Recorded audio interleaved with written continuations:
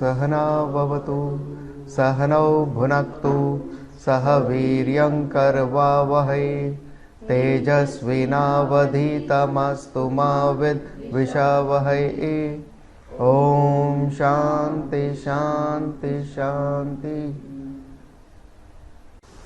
So today आज हम लोग देखेंगे भगवत गीता पहले अध्याय से छठवें अध्याय, first chapter two six chapter की समरी। सो भगवत गीता को आप 3 भाग में डिवाइड कर सकते हैं, जैसे संस्कृत में हम कहते हैं षटका। तो पहला षटक चैप्टर 1 to 6, दूसरा षटकम जो है वो 7 to 12 और तीसरा आखिरी षटकम जो है वो फ्रॉम चैप्टर 13 to 18 तक का। और ये 3 षटकम मिलकर एक महावाक्य को दर्शाते हैं। वो महावाक्य है तत् त्वम असि।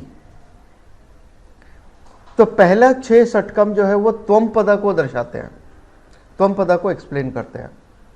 दूसरे 6 षटकम, दूसरा जो षटकम है यानी 7 से 12 अध्याय, वो तत्पदा को बताते हैं। और आखिरी षटकम जो है वो असि पद को बताते हैं, तत् त्वम असि। असि यानी यहां पर जीवेश्वर ऐक्यम के बारे में क्या है।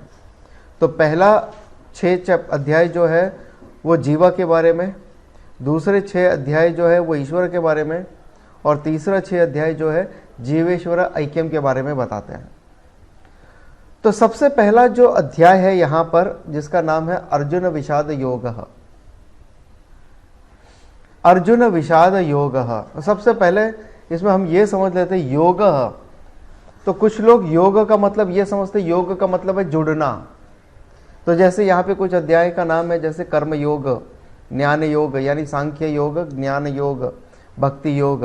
तो लोग कहते हैं कि भाई योग यानी जुड़ना। तो कर्म के द्वारा जुड़ना, भक्ति के द्वारा जुड़ना, ज्ञानम के द्वारा जुड़ना। तो यहाँ पर क्या अर्जुन के विषाद द्वारा जुड़ना है? अर्जुन को रो रो कर जुड़ना है क्या? नहीं। तो योग का मतलब है टॉपिक, विषय। The topic which talks about Arjun विषाद।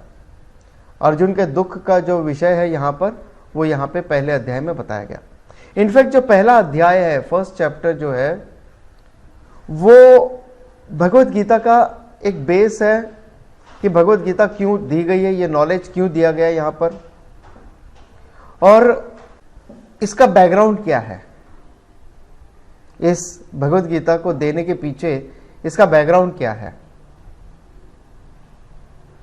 तो यहां पर सबसे पहले यह बताया कि अर्जुन विषाद योग, यानी अर्जुन का जो विषाद है ये उसका यहां पर बैकग्राउंड है। Will come back to that more, कि अर्जुन का जो विषाद है वो यहां का बैकग्राउंड है, जिसके लिए ये भगवत गीता का ज्ञान दिया गया। और अर्जुन का जो विषाद है ये एक केवल अर्जुन के लिए नहीं है, ये हर एक आम आदमी की समस्या है। तो जो एक कॉमन मैन की प्रॉब्लम है वो यहाँ पर अर्जुन के रूप में, अर्जुन की प्रॉब्लम के रूप में बताया गया यहाँ पर, और उसके समाधान के लिए भगवत गीता का ये ज्ञान दिया गया यहाँ पर। तो सबसे पहले प्रॉब्लम, अगर जब तक आपको प्रॉब्लम नहीं पता है आप सॉल्यूशन के बारे में ढूंढोगे नहीं। आप डॉक्टर के पास तभी जाओगे जब आपको कोई तकलीफ होगी। अगर कोई तकलीफ ही नहीं है तो आप डॉक्टर के पास क्यों जाओगे? इवन क्रिसमस या न्यू ईयर विश करने भी नहीं जाओगे आप उनके पास। तो सो पहला अध्याय जो है वो बैकग्राउंड बताता है, भगवत गीता का बैकग्राउंड क्या है, उसका बेस क्या है। दूसरा, it is full of psychology.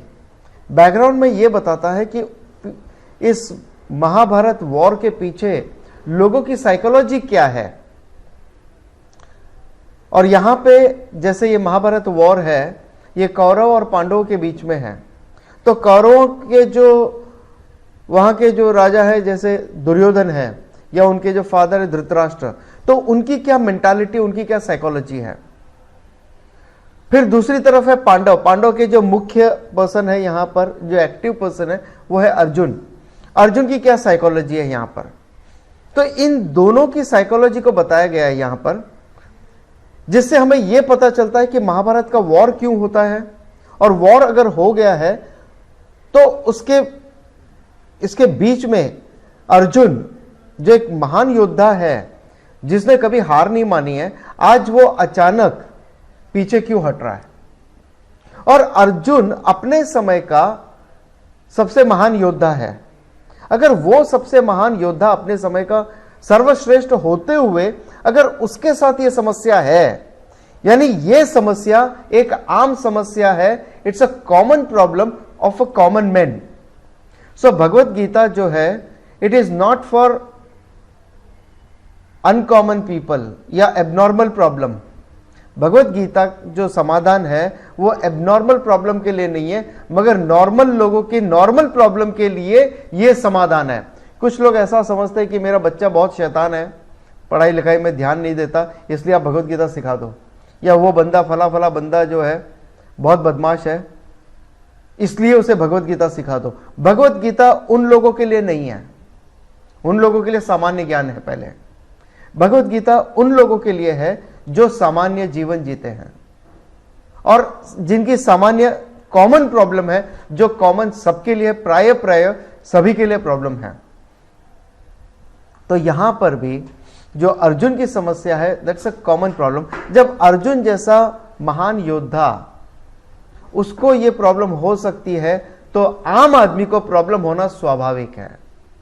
और जब भगवत गीता के बाद में अर्जुन उस समस्या का समाधान पा लेता है, तो आम आदमी के लिए भी उसका समाधान यहां पर मौजूद है। तो सबसे पहला श्लोक जो शुरुआत होता है वो है धृतराष्ट्र उवाच। Dhritarashtra asked the question. Dhritarashtra ये पूछते हैं, धर्म क्षेत्रे कुरुक्षेत्रे समवेता युयुत्सवः मामकाः पांडवाश्चैव किम कुर्वत ओ संजय। ये जो धर्म क्षेत्र है, ये जो कुरुक्षेत्र है, यहां पर ये पांडु के पुत्र और मेरे पुत्र, मेरे और पांडु के जो पुत्र यहां पे इकट्ठा हुए युद्ध की इच्छा से, वो वहां क्या कर रहे हैं? तो सबसे पहली बात, यहां पर जो युधिष्ठिर जो कुल में बड़े हैं, वहां पर दोनों भाइयों में वो बड़े हैं, बच्चों के बीच में भी वही बड़े हैं, जब पांडु नहीं है तो भी वही बड़े हैं। लेकिन अगर धृतराष्ट्र ये सोचता है, ये डिफरेंस देखता है कि मेरे बच्चे और पांडु के बच्चे अलग अलग है, जबकि हमारे ट्रेडिशन में दो भाई, सगे भाई है, अगर उनके बच्चे हैं और ज्वाइंट फैमिली है, तो हम यही कहते हैं हमारे ही बच्चे हैं वो। मगर यहां से द्वैतम भाव शुरू होता है, और जब तक द्वैतम भाव है, जलसी है, ईर्ष्या है, द्वेष है, और यही युद्ध का मूल कारण भी है। अगर धृतराष्ट्र चाहते तो वो युद्ध को विराम दे सकते थे, या युद्ध होने की गुंजाइश ही नहीं होती। लेकिन धृतराष्ट्र का अपना इग्नोरेंस है, which is indicated by his blindness. उनके जो अंधापन है उससे यह दर्शाता है कि ये उनका अज्ञान है, और उस अज्ञान से उत्पन्न हुए 100 पुत्र भी क्यों ना हो, भले ही 100 पुत्र है, दूसरी तरफ पांडु के 5 पुत्र है, लेकिन वो 5 पुत्र भी 100 के ऊपर भारी है, क्योंकि अज्ञान से उत्पन्न होने वाला है वो अधर्म है, और जो ज्ञान से उत्पन्न होता है वो धर्म है। और जो युधिष्ठिर स्वयं धर्मराजा पुत्र है, यमा के द्वारा वर से उत्पन्न हुआ पुत्र है, यानी वो धर्म के रक्षक है वो। तो जो धर्म की रक्षा करने वाले, वो भले 5 हो, वो काफी है, और भले ही 100 पुत्र हो आपके पास, लेकिन जो अधर्म के साथ चलने वाले हो, वो 100 होते हुए भी उसमें से एक भी लायक नहीं है यहां पर। तो सबसे पहला श्लोक जो है वो ये दर्शाता है धृतराष्ट्र की मानसिकता क्या है, और जिसकी मानसिकता की वजह से यह युद्ध हुआ यहां पर, जो युद्ध का मूल कारण है। और ऐसे अज्ञान से भरे हुए धृतराष्ट्र, जो ब्लाइंडनेस जो इनका इंडिकेट करता है अज्ञान, और उनसे उत्पन्न हुए पुत्र जो अधर्म है। तो अज्ञान से उत्पन्न होता है अधर्म यहां पर। दूसरा, अगर आप देखो दुर्योधन को, तो उनके पास 11 बटालियन थी, पांडवों के पास केवल 7 बटालियन थी, मगर फिर भी दुर्योधन के मन में यह भय है कि हम कहीं हार न जाए, इसलिए वो सबको एक संबोधित करते हैं कि आप प्लीज गुरु द्रोणाचार्य को थोड़ा प्रोटेक्ट करो, भीष्मा को प्रोटेक्ट करो आप उनको, क्योंकि वो हमारे मेन योद्धा है। इनफैक्ट वो दोनों इतने काबिल हैं, एक जो सर्वश्रेष्ठ है उनमें और द्रोणाचार्य जो सबके गुरु है वहां पर, तो उन सबसे सर्वोत्तम है ये दोनों। उनको किसी के प्रोटेक्शन की जरूरत नहीं है, वो अकेले अपना खुद का प्रोटेक्शन भी कर सकते हैं और अपनी सेना को भी बचा सकते हैं वो। मगर फिर भी दुर्योधन के मन में यह भय है कि अगर ये दोनों नहीं रहे तो मेरा क्या होगा। और यह भय का मूल कारण है अधर्म। जो भी व्यक्ति अधर्म के साथ चलता है उसके भय का वो कारण बनता है वहां पर। सो द्वैतम was the cause for Dhritarashtra, और यहां पर भी द्वैतम है, स्वार्थ है, अधर्म है, which is the cause for his fear.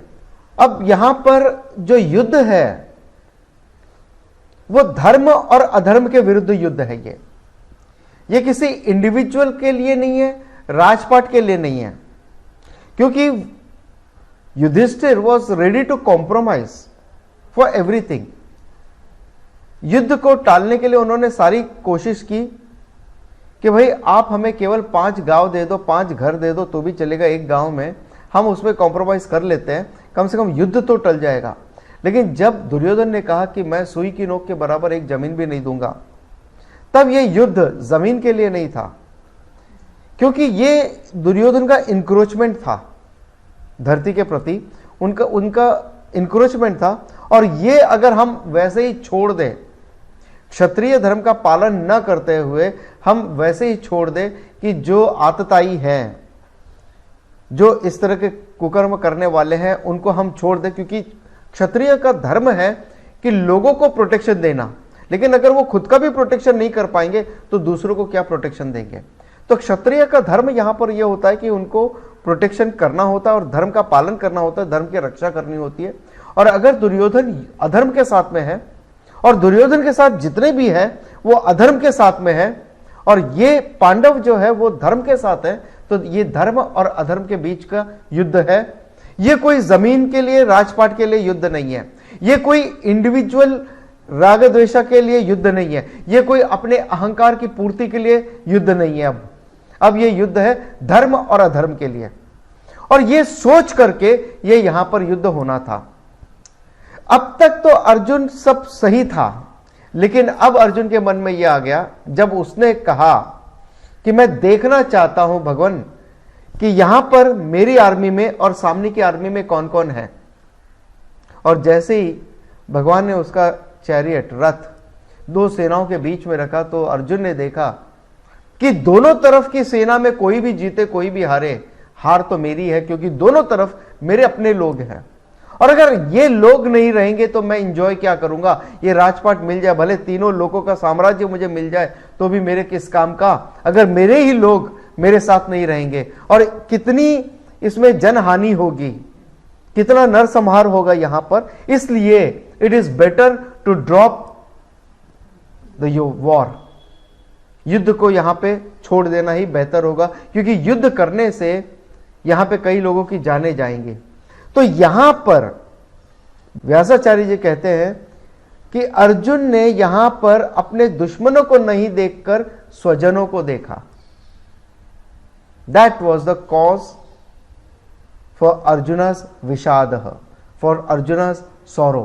Arjuna के सौरो का ये एक कारण था कि उसने यहां पर अपने, जब वो युद्ध में खड़ा है, धर्म और अधर्म के विरुद्ध युद्ध हो रहा है, वहां पे वो अधर्मी या फिर अपने दुश्मनों को नहीं देखकर वो वहां पर अपने स्वजनों को देख रहा है, जो मेरे अपने रिश्तेदार हैं, मेरे सगे संबंधी हैं, मेरे दोस्त हैं, ये उन्हें देख रहा है, ना कि दुश्मनों को देख रहा है। तो उसका नजरिया बदल गया, यहां पर उसका अटैचमेंट, राग डेवलप हो गया। तो ये राग की वजह से ये शोक हो रहा है, यहां पर राग की वजह से शोका, और शोक की वजह से मोह है। मोह यानी डिल्यूजन। डिल्यूजन क्या है? कंफ्यूजन। कंफ्यूजन किसके बीच में? धर्म क्या, अधर्म क्या, सही क्या, गलत क्या, इसके बीच में अविवेक हो गया वो। धर्म और अधर्म के बीच में वो कंफ्यूज हो गया है, और इसलिए वो कहता है युद्ध को छोड़ना धर्म होगा, क्योंकि युद्ध करने से तो कई जाने जाएंगे, लेकिन यहां पे धर्म की रक्षा करना उसका कर्तव्य कर्म है, बीइंग अ क्षत्रिय। कुछ लोग ये भी कहते हैं कि भगवान यहां पर हिंसा को प्रेरित कर रहे हैं। भगवान ने हिंसा को प्रेरित नहीं किया, भगवान ने हिंसा को टालने के लिए बहुत कोशिश की, लेकिन फ्यूचर में हिंसा ना हो। अगर अधर्मी आ गए तो ये आगे का पूरे सदियों तक ये हिंसा ही रहेगी। तो भगवान यहां पे हिंसा के सपोर्ट में नहीं है, अहिंसा के सपोर्ट में है बिल्कुल। और दूसरी बात, वो धर्म के सपोर्ट में है। धर्म की रक्षा करने के लिए अगर ये हिंसा जरूरी है तो वो करना होगा। और यहां पे अर्जुन को लगता है कि धर्म और अधर्म सेकेंडरी है, हिंसा यहां पे हो रही है अगर हम युद्ध करते हैं तो अब तक क्या किया उसने पूरी जिंदगी भर। इन शॉर्ट, जब हम अपने ही लोगों को देखते हैं, जब हमारे इमोशंस, जब हमारे अटैचमेंट जागृत होते हैं, तब ये सारी प्रॉब्लम होती है। जब तक हमारे अपने लोग नहीं है युद्ध में तो कोई दिक्कत नहीं है, मगर जब दोनों तरफ अपने ही लोग हैं तब यहां पे प्रॉब्लम शुरू होती है। तो ये जो समस्या है ये हर व्यक्ति के लिए धर्म युद्ध है, हर व्यक्ति के लिए हर दिन का ये धर्म युद्ध है। कहीं ना कहीं ये धर्म संकट हर व्यक्ति को होता है कि मेरे अपने लोग हैं या पराये लोग हैं या जो कुछ भी है, ये धर्म संकट है कि घर बार या गृहस्थी को पहले देखूं या अपने बिजनेस को, जॉब को पहले देखूं। आध्यात्मिक ग्रोथ भी चाहिए, फाइनेंशियल ग्रोथ भी चाहिए, इमोशनल ग्रोथ भी चाहिए, फैमिली की ग्रोथ भी देखनी है, सब कुछ देखना है। तो इनमें बैलेंस कैसे करें हम, ये युद्ध हर व्यक्ति के दिमाग में हर दिन रहता है, हर पल रहता है। और उसी चीज को यहां पे दर्शाया गया है पहले अध्याय में अर्जुन के विषाद के रूप में, क्योंकि यहां का मुख्य विषय है अर्जुन का विषाद, और इसीलिए इस अध्याय का नाम है अर्जुन विषाद योग। और फाइनली जब मोह में आ गए यानी जब फाइनली अर्जुन को ये मोह आ गया कि भाई कंफ्यूजन आ गया कि धर्म क्या अधर्म क्या, और उसे पता नहीं कि मैं क्या करूं, फाइनली मोह के वश में आकर उसने अपना धनुष छोड़ दिया और रथ पे बैठ गया। बट चूंकि कहीं तो अर्जुन ने ये 13 साल के वनवास में साधु संतों को सुना था, इस ज्ञान को पाने की कोशिश की थी कहीं ना कहीं, तो उनके मन में कहीं ना कहीं यह सवाल था कि शायद मैं गलत हो सकता हूं। भले ही उसने सारे रीजनिंग दिए होंगे कि वो सही क्यों है, मगर फिर भी उसे लगा कि शायद मैं गलत हो सकता हूं कहीं। और इस आशंका के साथ में दूसरा अध्याय शुरू होता है अर्जुन की शरणागति के साथ। तो अगर दूसरा अध्याय हम देखते हैं तो उसका नाम है सांख्य योग। और पूरे भगवत गीता में this is one of the most important chapter. Sankhya Yoga जो है अपने आप में बहुत ही महत्वपूर्ण इंपॉर्टेंट चैप्टर है, इनफैक्ट अपने आप में कंप्लीट चैप्टर भी है। और ये आपको एक कंप्लीट पिक्चर देती है कि भगवत गीता से आप क्या एक्सपेक्ट कर सकते हैं, और हाईएस्ट फिलॉसफी जो है भगवत गीता की वो भी यहां पर दी गई है। दूसरे अध्याय को हम 4 टॉपिक में डिवाइड कर सकते हैं। पहला टॉपिक है अर्जुन की शरणागति, अर्जुन सरेंडर टुवर्ड्स कृष्णा। दूसरा है ज्ञान योग, तीसरा टॉपिक है कर्म योग, और आखिरी टॉपिक है स्थित प्रज्ञ, ज्ञान और कर्म का फलम स्थित प्रज्ञ। राइट। तो अर्जुन को कहीं ये लगा कि शायद मैं कहीं गलत जा सकता हूं, मुझे पता नहीं है, ये मेरी समस्या है। अर्जुन रियलाइज हिज प्रॉब्लम कि मैं हेल्पलेस हूं, कृपणा हूं, मुझे नहीं पता कि मुझे क्या करना चाहिए। और ऐसे समय में मुझे ऐसे व्यक्ति को सरेंडर होना चाहिए जो इसमें ज्ञानी है। At the area of my ignorance I should surrender to higher intellect. तो यहां पे अर्जुन को भगवान स्वयं जो सारथी है वहां पर, जो अर्जुन के ड्राइवर है और अर्जुन वहां पे मास्टर है, तो इससे बेहतर ऑप्शन और क्या हो सकता है अर्जुन के लिए, जो उनके साथ में है अभी, जो उनके परम हितैषी और मित्र भी है और जो परम ज्ञानी भी है। तो भगवान स्वयं यहां पे जब ज्ञान देने के लिए है तो कोई और उनसे बेटर क्या हो सकता है।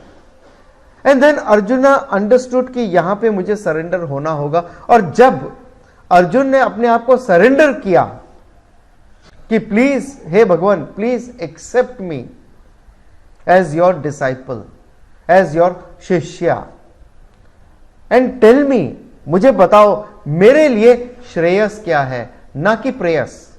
प्रेयस ये है कि मैं ये युद्ध छोड़ के चला जाऊं तो मैं इस झंझट से निकल जाऊंगा, ये प्रेयस होगा।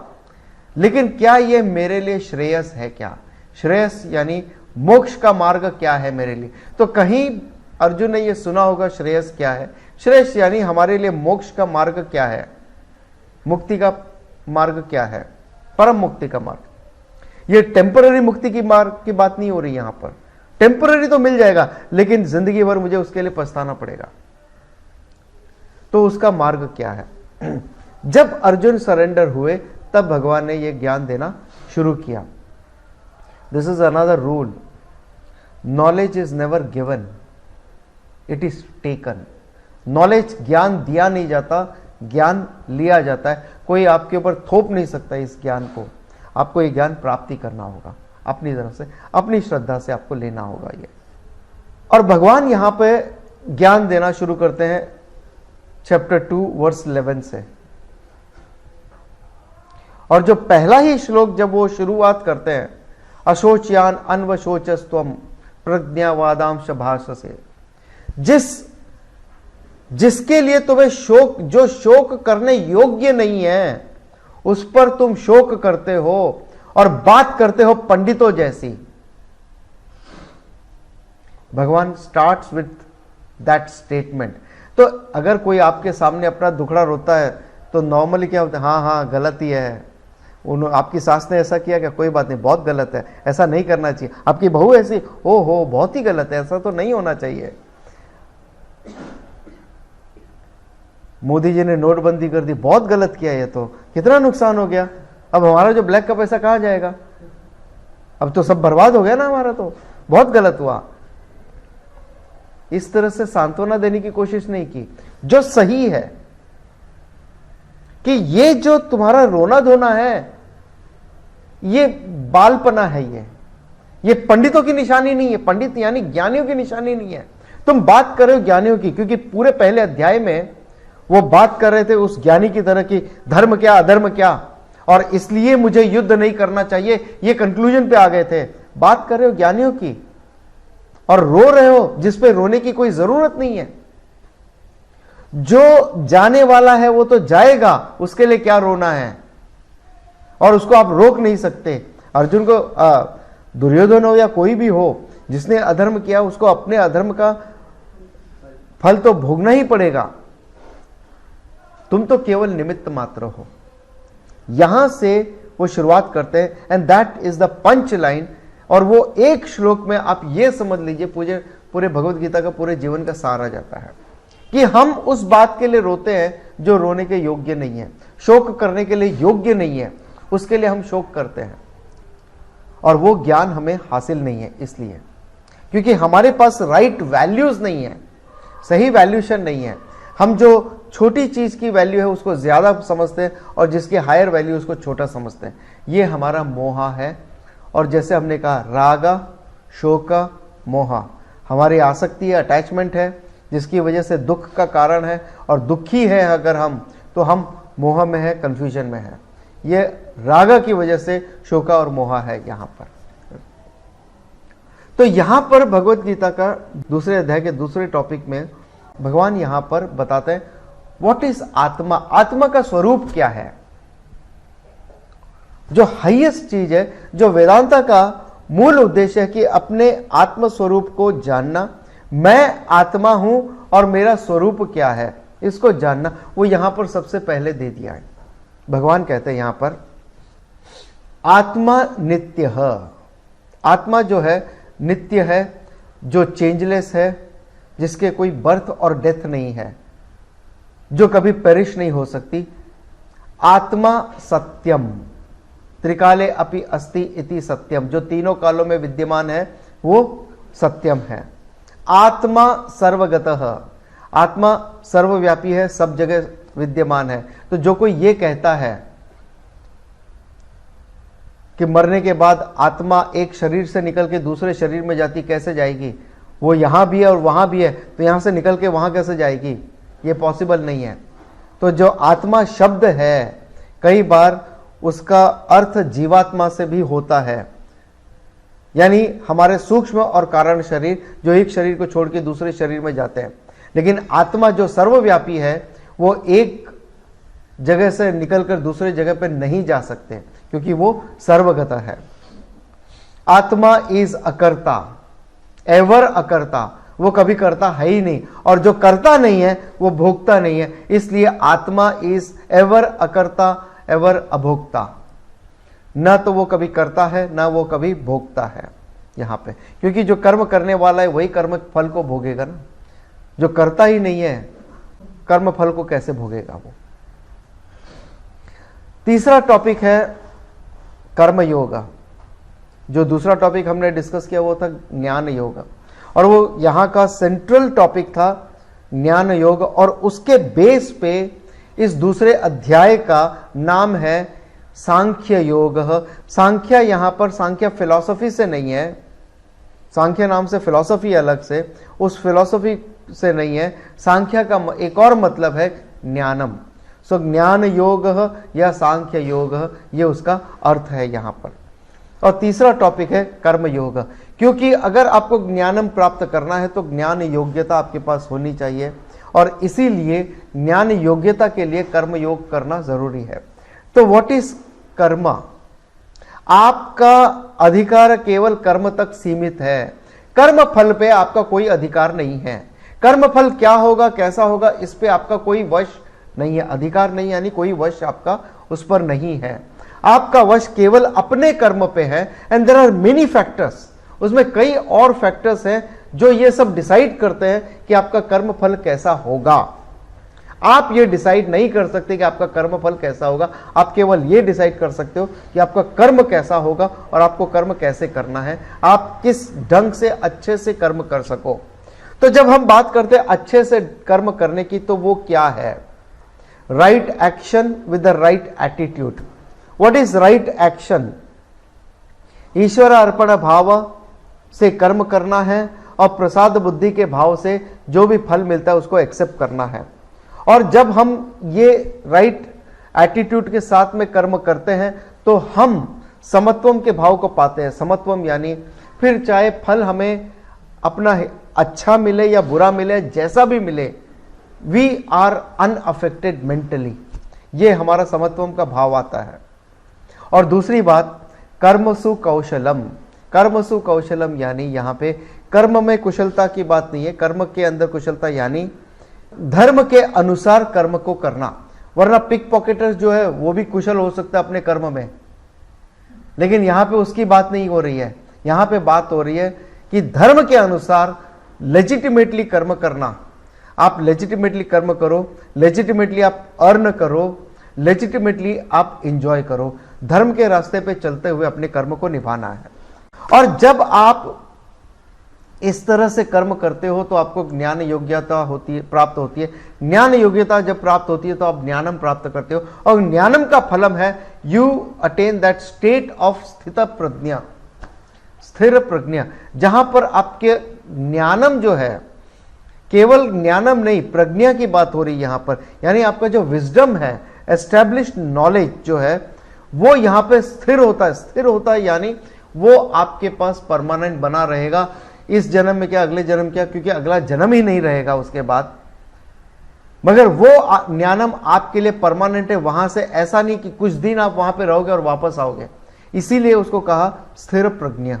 तो ये ज्ञानम, स्थिर प्रज्ञा जो ज्ञानी है उसके लक्षण क्या है, और जो ज्ञानी के लक्षण है वो हमारे लिए, जो कर्मयोगी है उसके लिए साधन है वो।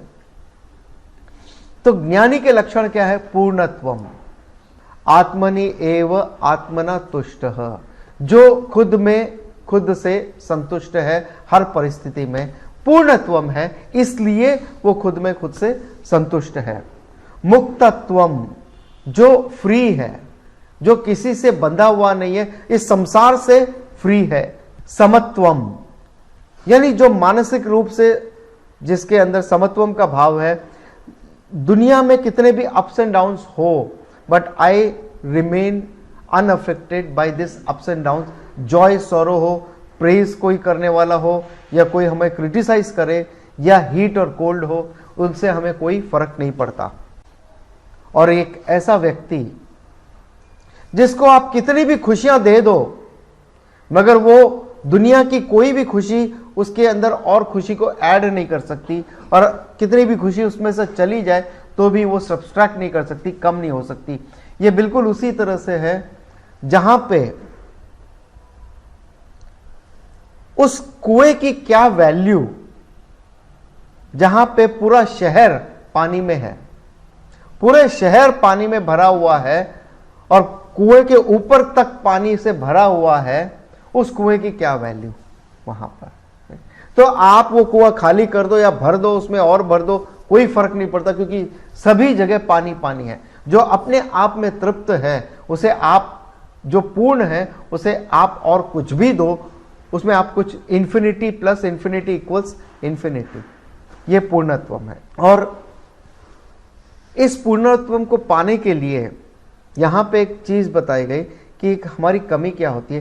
तो एक लैडर ऑफ फॉल बताया गया यहाँ पे। जो हमारी इंद्रियां हैं, वो इंद्रियां आकर्षित होती है सेंस ऑब्जेक्ट के प्रति, और ये इंद्रियां अपने माइंड को पुल करती है, माइंड हमारी बुद्धि को पुल करती है। और एक बार जब इंसान की बुद्धि उसके वश में नहीं रह जाती, देन इट इज महती विनष्टि ही, द डिस्ट्रक्शन इज कंप्लीट उस समय।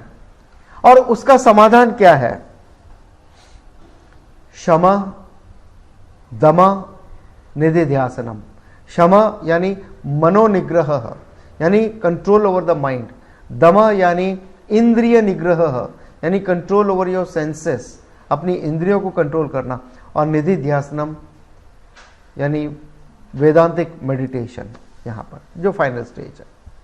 देन कम्स टू चैप्टर 3, कर्म योगा।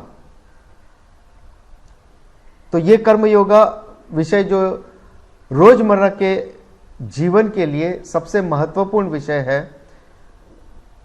हर व्यक्ति ये चाहता है कि हमें सक्सेस भी मिले, और हमें सक्सेस मिले यानी पैसा हो, प्रोग्रेस हो, सक्सेस हो, और हमें सुख शांति भी मिले। होता ये है कि अगर हम सक्सेस की तरफ जाते हैं तो हमें ज़्यादा स्ट्रेस मिलता है, और अगर हम स्ट्रेस को रिलीव करने जाते हैं तो हम सक्सेस से दूर हो जाते हैं, क्योंकि स्ट्रेस से रिलीव करने के लिए हम हॉलीडेज के लिए जाते हैं। तो हॉलीडेज के लिए अगर आप जाते हो तो काम धंधा छोड़कर जाते हो, तो यहाँ पे सक्सेस हमारी मार खाती है। और सक्सेस के लिए जाते हो तो आपको काम करना पड़ता है, तो मेंटल स्ट्रेस होता है वहां पर। तो या तो आपको स्ट्रेस होता है या आपको खुशी मिलेगी। खुशी मिलती है तो सक्सेस नहीं, सक्सेस मिलती है तो खुशी नहीं। दोनों एक साथ कैसे मिले? कर्मयोग से। There is only solution is karma yoga.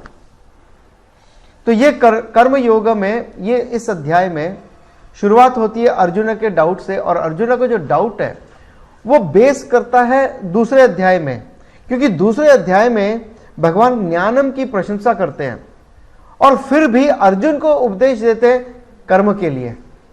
तो अर्जुन अब ये कंफ्यूज्ड है, क्योंकि, और कंफ्यूजन का रीजन भी है क्योंकि अर्जुन खुद नहीं चाहता कि युद्ध करे। वो खुद कंफ्यूज्ड है कि युद्ध अगर मैं करूंगा तो मेरे अपने हितैषी, जो मेरे अपने लोग जो हैं वो मारे जाएंगे, इसलिए मुझे युद्ध नहीं करना। युद्ध को टालना है तो टालने के लिए बहाना क्या है मेरे पास?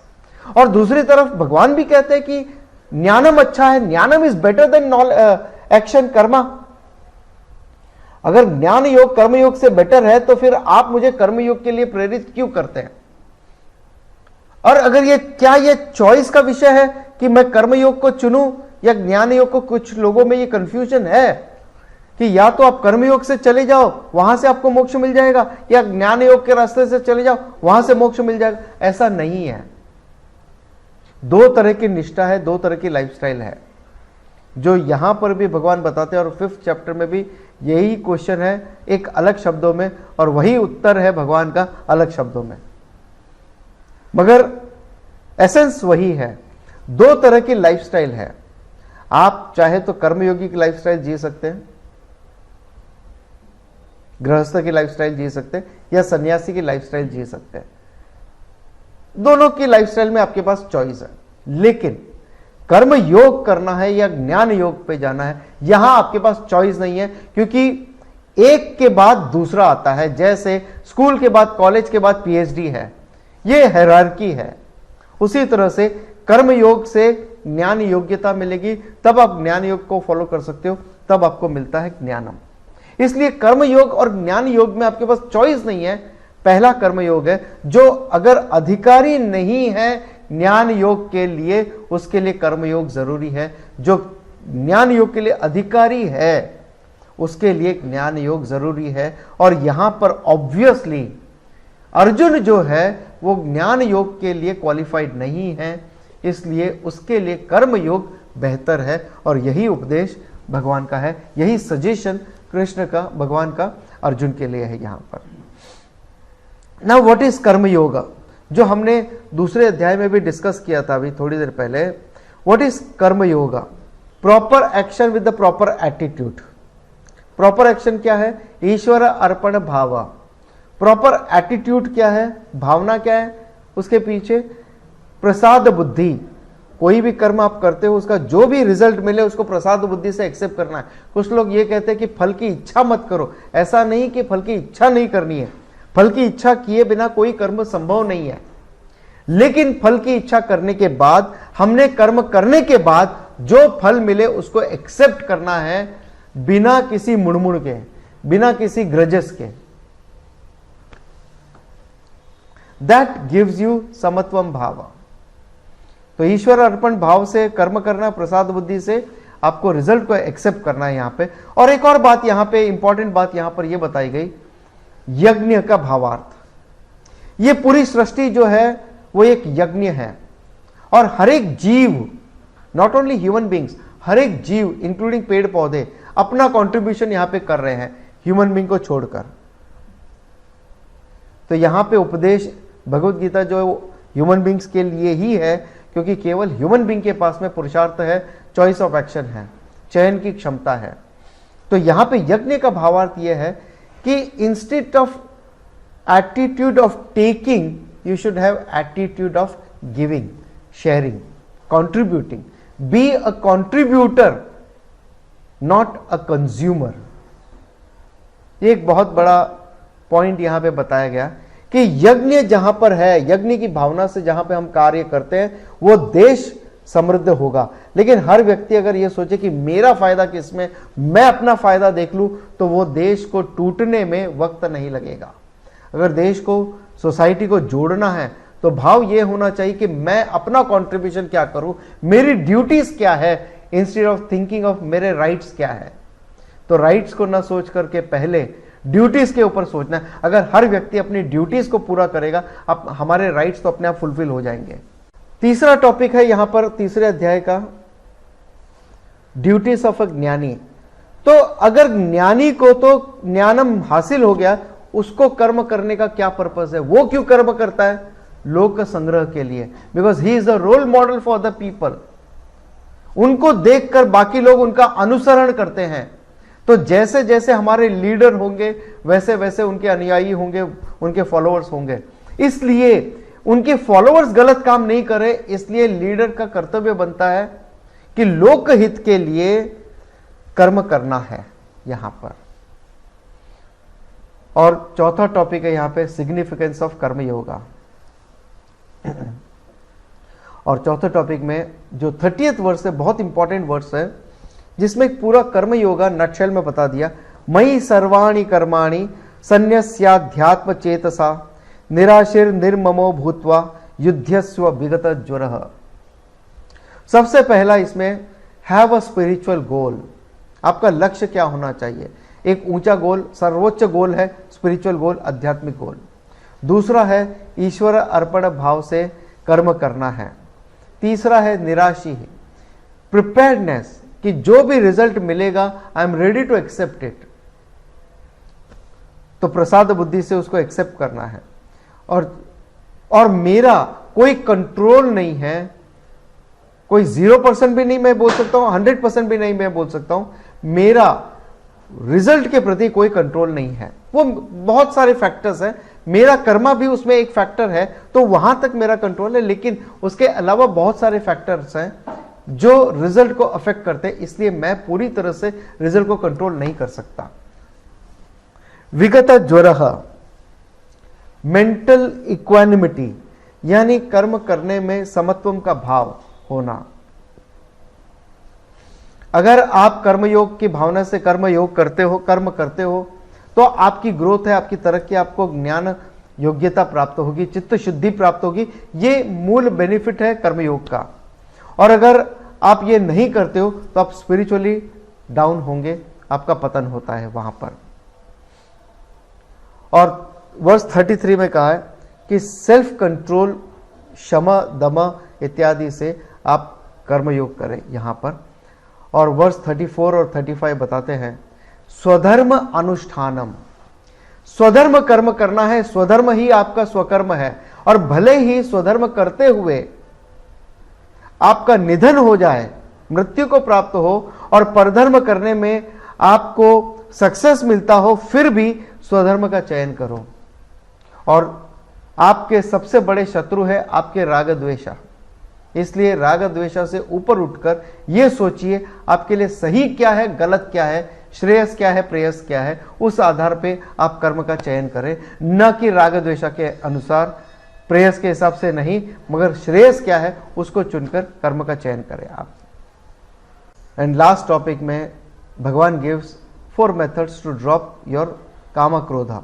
काम क्रोधा जो है आपके सबसे बड़े ऑब्स्टेकल है, जो आपको कर्मयोग से भटकाते हैं, आपके काम और क्रोध। क्रोध is a product of kama only. So क्या कामा, कुछ लोग इसलिए कहते हैं कि कामा को ड्रॉप कर दो, डिजायर्स को ड्रॉप कर दो। नहीं, डिजायर्स आर विभूतिस, आप इंजॉय कर सकते हो एज लॉन्ग एज वो आपको बाइंड नहीं करती, तब तक कोई प्रॉब्लम नहीं है।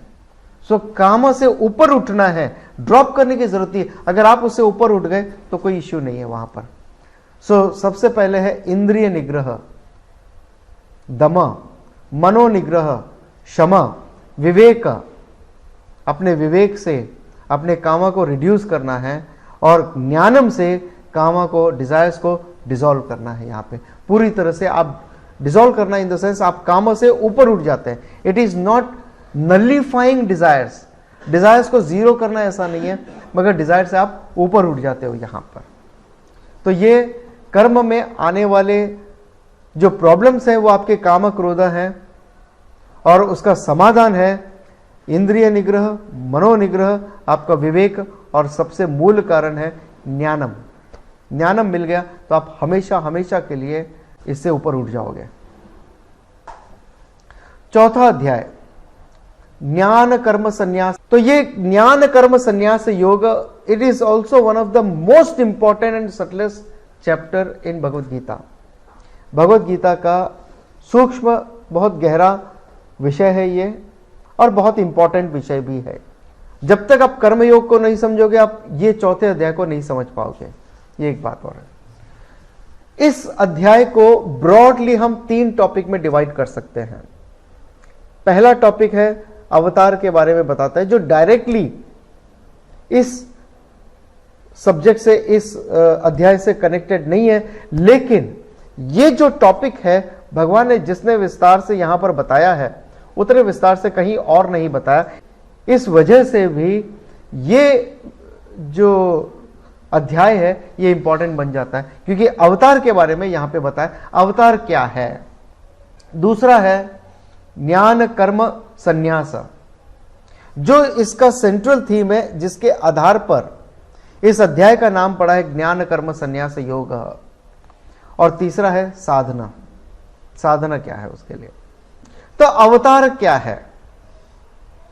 अवतर, अवतरति इति अवतार, यानी एक मनुष्य के लिए जन्म लेने के लिए उसका कारण है, उसका अज्ञान है, उसके कर्म है, उसके प्रारब्ध कर्म है, जिसकी वजह से वो यहां पे जन्म लेता है, जो उसके वश में नहीं होता।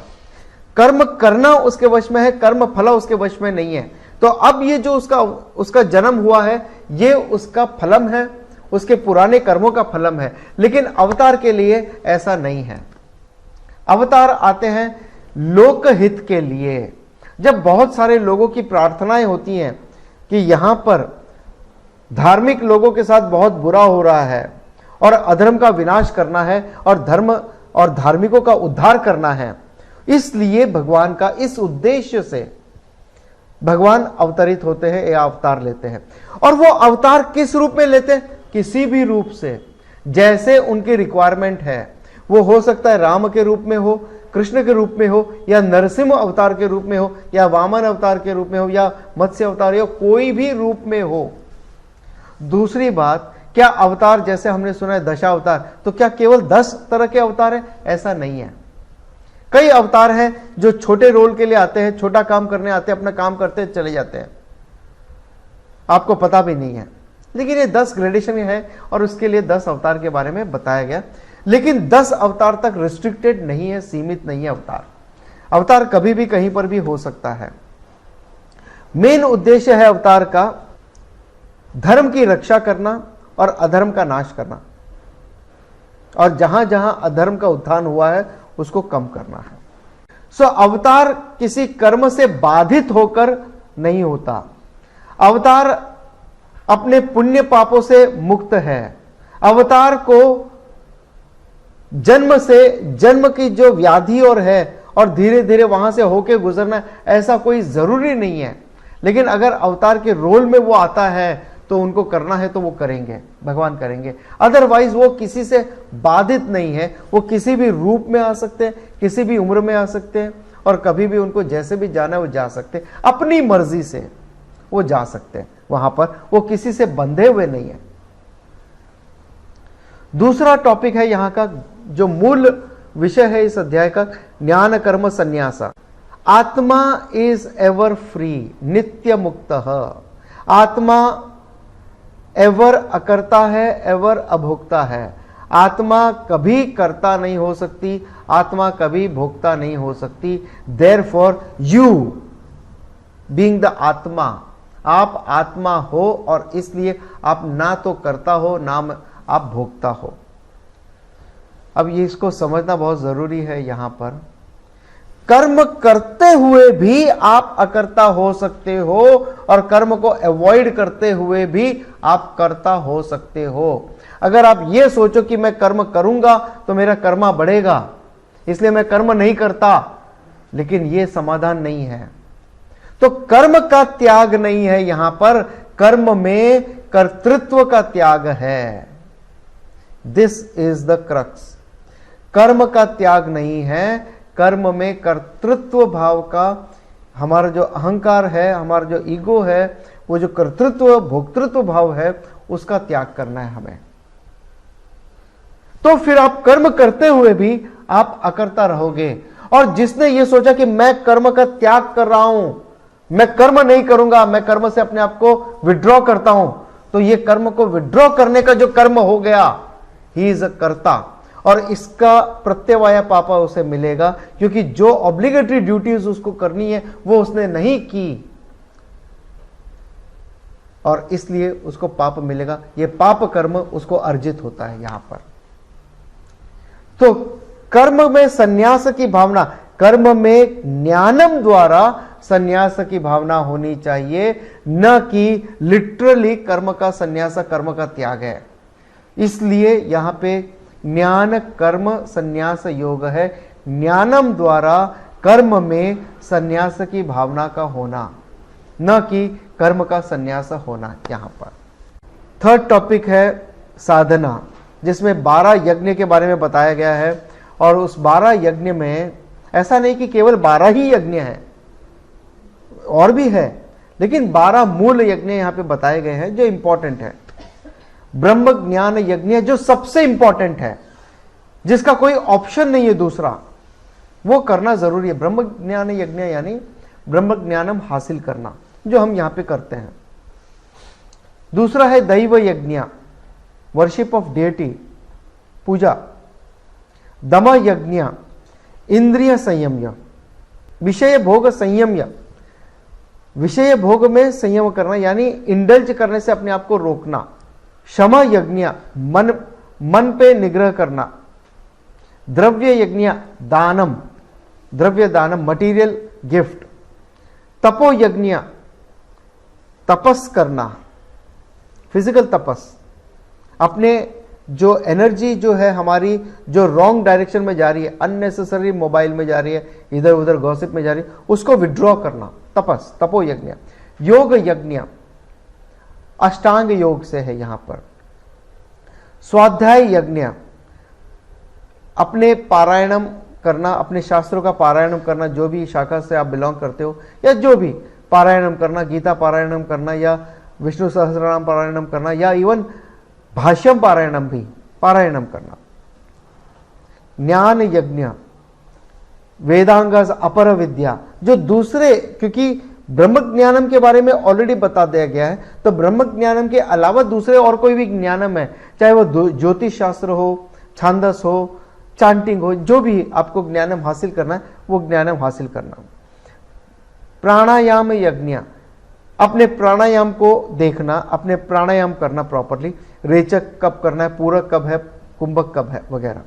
आहार नियतम यज्ञ, अपने आहार को नियतम रूप से संचारित करना, उसे कब कितना क्या खाना है वगैरह। Then he gives the important topic like importance of guru. तो ऐसा नहीं है कि आपने कोई भी बुक उठा लिया, चलो बुक में लिखा है हम पढ़ के खुद समझ लेंगे। ये बहुत ही गहन विषय है। जिस तरह से आप अपने चेहरे पे अगर आपको कुछ मेकअप करना है, बिंदी लगानी है, कुछ भी करना है, तो आपको एक मिरर की जरूरत पड़ती है। ठीक उसी तरह से आपको ये आत्मज्ञानम पाने के लिए एक गुरु की जरूरत पड़ती है, जो आपको ये आत्मज्ञानम दे सकता है। और बिना उसके आपको कभी आत्मज्ञानम हासिल नहीं होगा, आप गुमराह हो जाओगे। और उस नॉलेज को अपने, पहली बात तो गुरु से हासिल करना है। और गुरु कैसा हो, जो संप्रदाय से बिलोंग करता हो। संप्रदाय से बिलोंग करता हो यानी ऐसा गुरु जिसका अपना ही गुरु है, यानी उसने भी ऐसा गुरु चुना है जिसका अपना ही गुरु है। यानी गुरु शिष्य परंपरा से हमने इस ज्ञान को हासिल किया है। और हमारी तरफ से हमारी श्रद्धा होनी चाहिए गुरु वाक्य के प्रति और शास्त्र वाक्य के प्रति। श्रद्धावान लभते ज्ञानम। और जब अगर श्रद्धा लैक करती है तो आपके अंदर, आप कितना भी बाकी आप प्रयत्न कर लो, मगर आपको ज्ञानम हासिल नहीं होगा। एकेडमिकली आप स्कॉलर हो सकते हो, लेकिन आपको वो विजडम कभी नहीं मिल पाएगा, ज्ञानम आप आत्मसात नहीं कर पाओगे कभी भी। और इसके 4 तरह के फलम हैं ज्ञानम के। मोह नाशम, जो आपका कंफ्यूजन है वो चला जाता है, कॉन्फ्लिक्ट्स अबाउट मैं कौन हूं वगैरह, कि मैं ये शरीर मन बुद्धि हूं क्या, नहीं, मैं आत्मस्वरूप हूं। पाप नाशम, आपके आज तक के जितने भी पाप के, ब्रह्म हत्या भी किए, उसका भी नाश हो जाएगा। देन सर्व कर्म नाशम, आपके जितने भी कर्म है, प्रारब्ध कर्म जो आप भोग कर जाना है उसको छोड़कर आगामी कर्म है, संचित कर्म है, बाकी सारे कर्मों का नाश हो जाता है यहां पर। और चौथा है जीवेश्वर ऐक्यम, मैं ईश्वर हूं, ये आपको ज्ञात हो जाएगा। ऐसा नहीं है कि ये नॉलेज मिलने के बाद में आप ईश्वर के साथ जुड़ जाओगे, नहीं, आपको ये ज्ञात हो जाएगा कि आप पहले से जुड़े हुए थे, जुड़े हुए हो और जुड़े हुए रहोगे, ये ज्ञात हो जाएगा, अब तक अज्ञात था। And then direct advice to Arjuna, follow karma. 5th chapter, कर्म संन्यास योग। अगेन अर्जुन का यही क्वेश्चन है कि क्या लाइफस्टाइल जिए, सन्यासी की या गृहस्थ की लाइफस्टाइल जिए, ये क्या अलग अलग है, कि भाई कर्म का संन्यास करूं या क्या करूं मैं।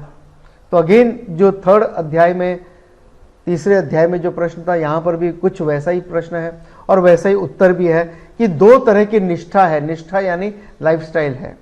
तो विथ रेफरेंस टू लाइफस्टाइल आपके पास चॉइस है, विथ रेफरेंस टू साधना आपके पास चॉइस नहीं है। साधना यहाँ पे कर्म योग है, ज्ञान योग है, इसमें आपके पास चॉइस नहीं है।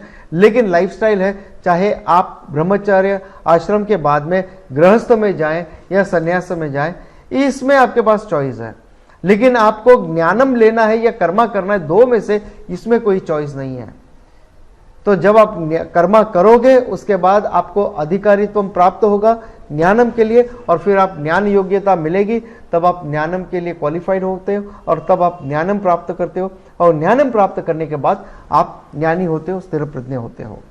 तो संन्यासा या तो ऐसे भी संभव हो सकता है कि जिस व्यक्ति को ज्ञानम हासिल नहीं किया वो लिटरल संन्यासा, विधिवत संन्यासा ले सकते हैं ज्ञानम पाने की उद्देश्य से, और दूसरा संन्यासा यह भी हो सकता है कि जिसने ऑलरेडी ज्ञानम हासिल कर लिया है, अब उसको करने के लिए कुछ है नहीं कर्मा, इसलिए वो संन्यासा ले सकते हैं।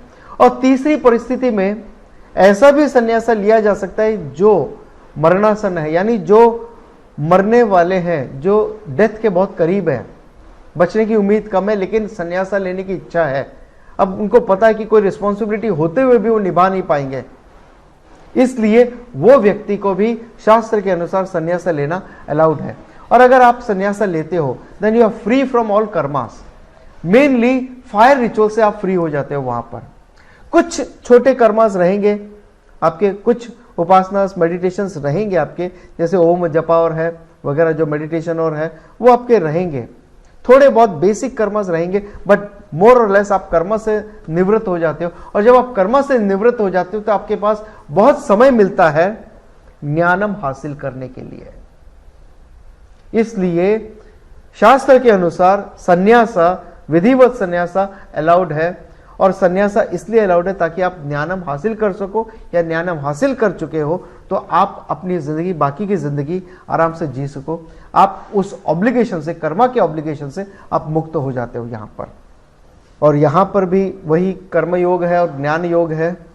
कर्म योग right action with the right attitude, और ज्ञान योग जो है शास्त्र विचार, आप जो श्रवणम मननम और निधिध्यासनम करना, ये यहां पर ज्ञानम के बारे में है। और यहां पर बताया गया है फलम के बारे में कि जब आपको एक ज्ञानम मिलता है तो यहां पर बताया गया कि इसका जो फलम है वो एक है जीवन मुक्ति और एक है विदेह मुक्ति।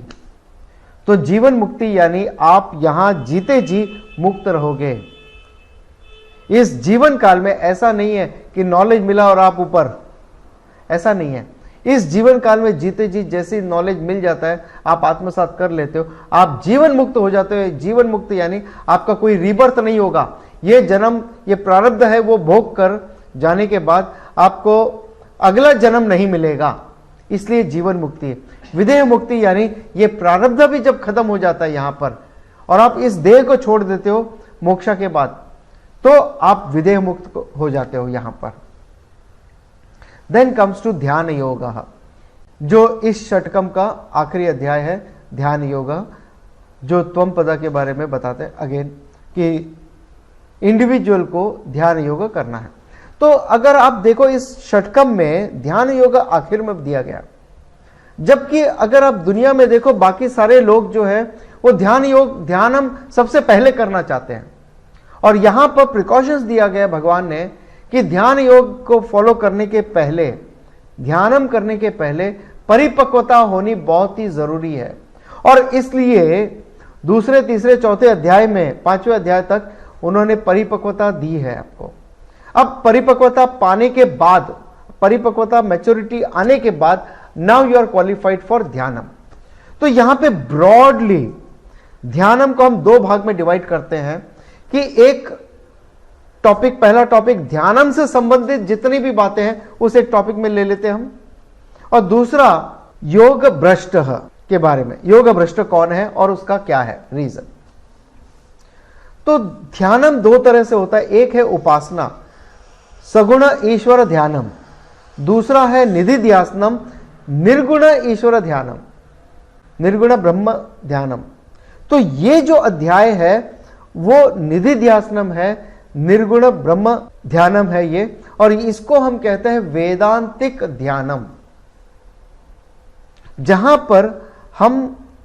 पर हम जो आत्मा से जीवेश्वर ऐक्यम के बारे में जो वाक्य हैं उस पर हम कॉन्टेम्पलेट करते हैं।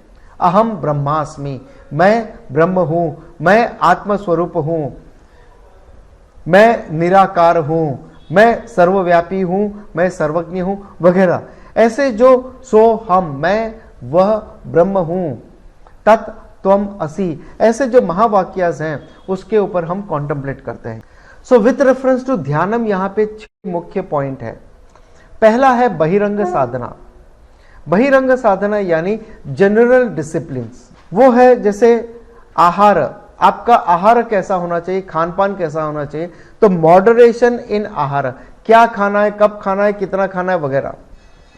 देन विहार, मॉडरेशन इन विहार, विहार यानी आपका कॉन्डक्ट कैसा होना चाहिए, आपके एक्शंस कैसे होने चाहिए वगैरह, आप कैसे रिलेट करते हो बाहर वैसा।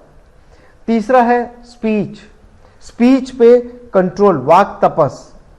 चौथा है एक्टिविटी, आपके एक्शन पे कंट्रोल होना चाहिए, आपकी जो एक्टिविटीज है, चेष्टा है वगैरह, उस पे कंट्रोल होना चाहिए। पांचवा है आपकी स्लीप, निद्रा, निद्रा पे आपका कंट्रोल होना चाहिए, कितना सोना है, कब सोना है, कब उठना है वगैरह।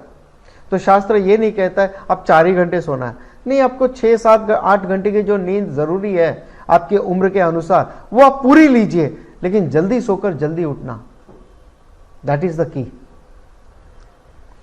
तो अगर हम लेट सोते हैं तो हम तमोगुण को और प्रेरित करते हैं अपने अंदर में, और अगर हम जल्दी सोकर जल्दी उठते हैं तो सत्व गुण हमारे अंदर और प्रबल होता है।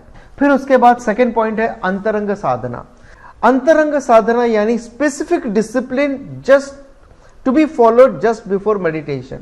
मेडिटेशन, ध्यानम करने के पहले, निधि ध्यासनम के पहले जो डिसिप्लिन फॉलो किए जाते हैं वो, और वो क्या है, जहां पे प्रॉपर प्लेस कैसा हो, हमारा प्रॉपर स्थान कैसा हो, प्रॉपर, अगर प्रॉपर स्थान जो क्वाइट हो, जो न उच्च हो न नीच हो, जो क्लीन हो, और क्वाइट, अगर क्वाइट प्लेस ना मिले तो क्वाइट टाइम ढूंढना है हमें।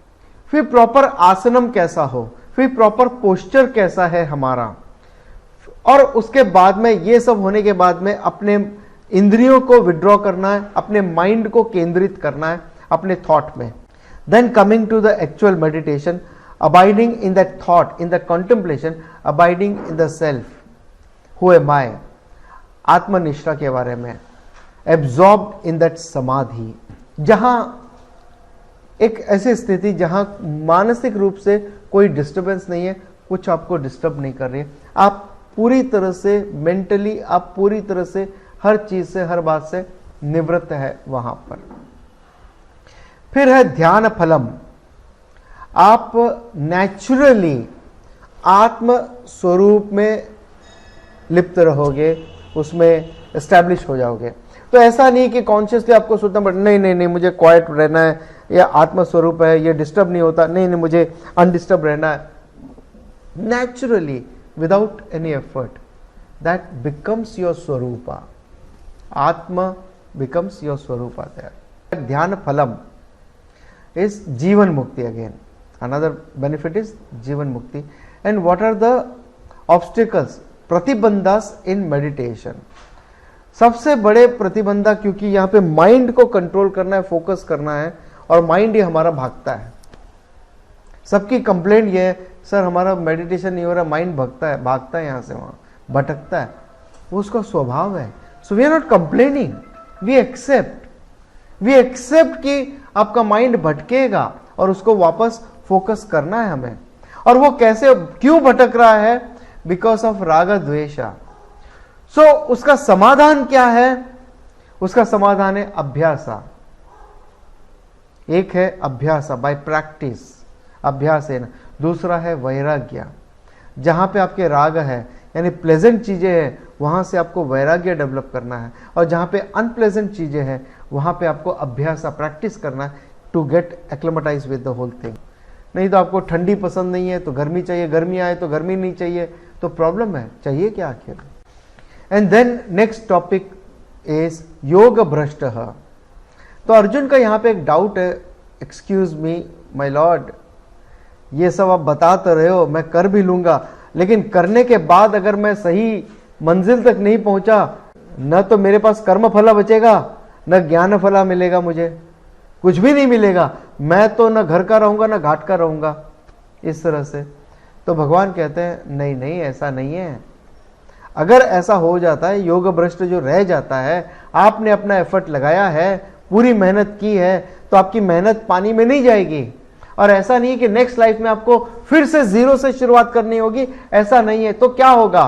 उसके फलम है कि या तो आप श्रीमंत के घर में, एक श्रीमंत है और जो कल्चर्ड पर्सन है, वैसे घर में आपका जन्म होगा, जहां पर आपके लिए ये ज्ञानम को हासिल करना कंडीसिव होगा। तो केवल श्रीमंत हो वैसा नहीं है, श्रीमंत भी है और कल्चर्ड पर्सन भी है, दोनों। क्योंकि श्रीमंत तो मस्कत में भी है और सऊदी में भी बहुत है, तो वहां पैदा हो गए तो प्रॉब्लम है, वहां पे आप नाम भी नहीं ले पाओगे। वहां तो जो कहा गया वही फॉलो करना है, वो फ्रीडम ही नहीं है जो फ्रीडम आपको यहां मिलती है।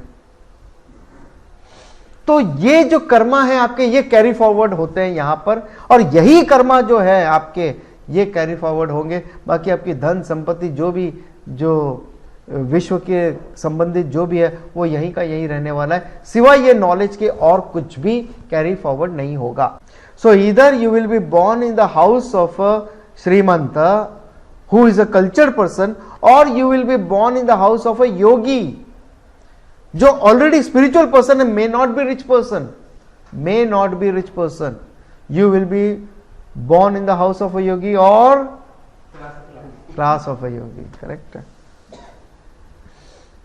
Now question arises, ऐसा क्यों होता है कि कुछ लोग तो बचपन से बड़े स्पिरिचुअल होते हैं?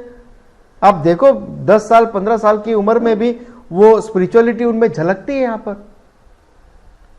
और कुछ लोग ऐसे होते हैं कि 80 साल के बाद में ये अवेकनिंग आती है। तो ये डिफरेंस, भगवान इतना प्रेफरेंशियल क्यों है? Is not preferential. जो आज स्पिरिचुअली बहुत एडवांस्ड है, वो पिछले जन्म का योग भ्रष्ट है।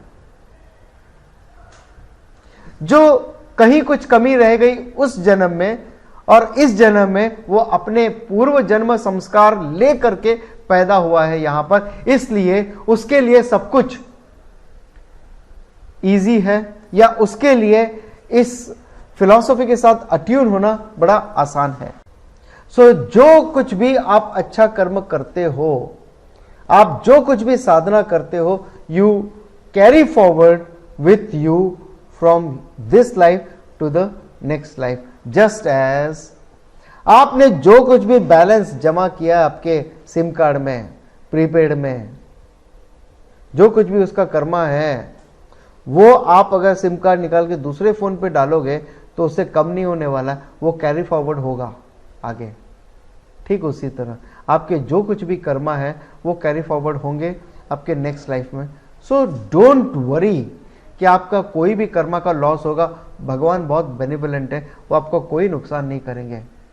प्रो रेटा बेस पे आपको सब मिलेगा यहाँ पर, जितना कर्म किया है। आप सोचो कि मैंने 10 घंटे, सर देखो ऑफिस टाइम 8 घंटे का था, मैंने 12 घंटे काम किया। हेलो, 4 घंटे जो कैंटीन में बैठे और कैरम खेल रहे थे वहां उसका क्या?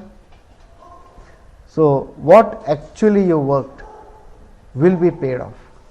सो dhyanam is nididhyasanam, atma dhyanam, Vedantic meditation also you can call it. तो यहां पे फर्स्ट षटकम खत्म होता है, त्वम पदा के बारे में जो बताया गया वो यहां पे खत्म होता है। Then he goes move with 7th chapter, he moves to the tatpada, and you will see, आप देखोगे उसमें एक बड़ा शिफ्ट है। What is that tatpada? From chapter number 7 to 12 तत्पदा क्या है, व्हाट इज दैट आत्मन, आत्मा का स्वरूप क्या है वगैरह। और उसके बाद में चैप्टर 13 to चैप्टर 18 दैट तत्पदा जो है, दैट तत् इज दाउ, यू, त्वम, त्वम, त्वमसि तत्, तत् त्वम असि। सो ये जीवा के बारे में which is known factor to you, इसलिए उसे सबसे पहले बता दिया। देन अननोन फैक्टर है ईश्वरा, भगवान, या दैट ब्रह्मन, आत्मन, वो क्या है वो 7 to 12 में बता दिया। और फिर बाद में equation, that Brahman is actually you, you are that. This is the whole vision of Vedanta Shastra also and Bhagavad Gita also. We'll conclude here. Om Purnamadav Purnamidam Purnat Purnamudachyate Purnasya Purnamadaya Purnameva Vashishyate. Om Shanti Shanti Shanti.